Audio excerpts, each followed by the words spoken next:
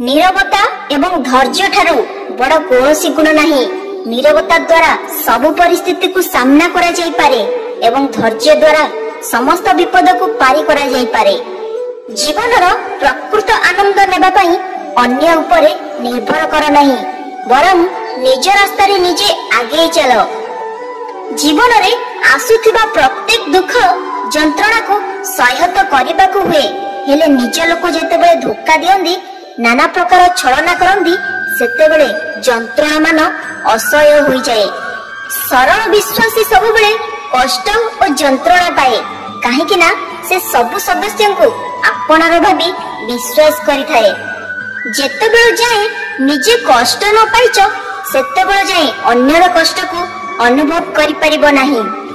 खूब शीघ्र रागी जाउतबा मनुष्य मनरे बहुत अधिक भल पाइबा थाए, किंतु ताकू केही बुझी पारंती नाही।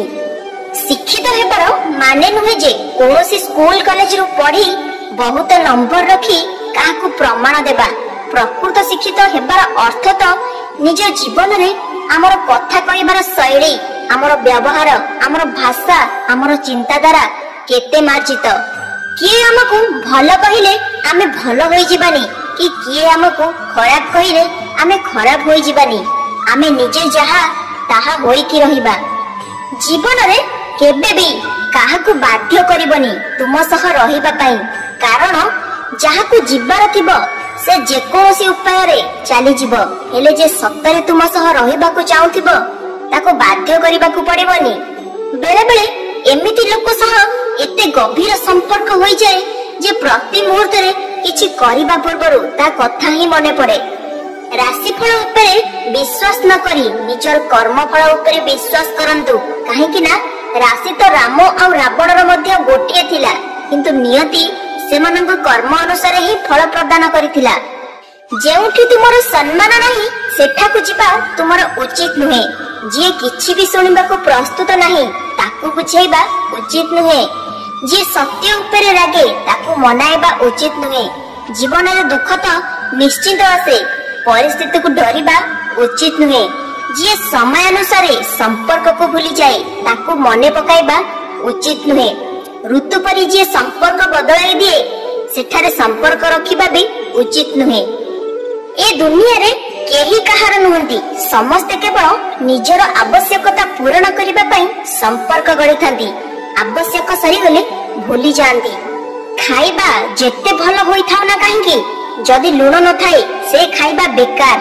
ठीक सेमिति मनीष रूप और गुण रे जेते धनी होइथिले कोन हेबो, जदि ता भितरे स्नेह श्रद्धा भल पाइबा न थाए से मनीष मूल्यहीन। साहाय्य करिबा सिखंतु कोनोसी लाभ बिना। संपर्क को जीवित रखिबा सिखंतु कोनोसी मतलब बिना।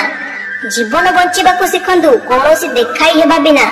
हसिबा सिखंतु कोनोसी सेल्फी उठाइबा बिना। आ प्रभुଙ୍କ उपरे विश्वास रखंतु कोनोसी आशंका बदल बिना।